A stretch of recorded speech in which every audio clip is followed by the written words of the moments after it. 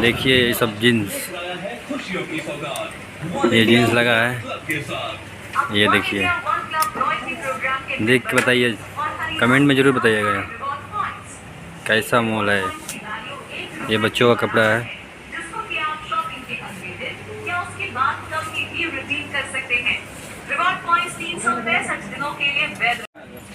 बना वाला लोहित लो लेके ये पैंट ठीक ना सारा भाई ये बनाओ ना। हाँ 250-300 को पड़ेला। तो ये मॉल ना हो, मॉल में कब मॉल नहीं रही ना। कंपनी के बात कर। देखिए सब शर्ट है, टी शर्ट है सब।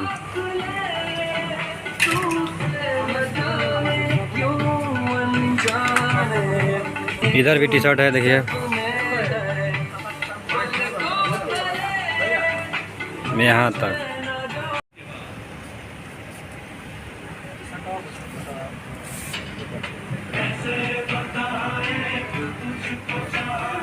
देखिए सब शर्ट का कपड़ा है। देखिए दिखाओ तो नहीं ना लोग।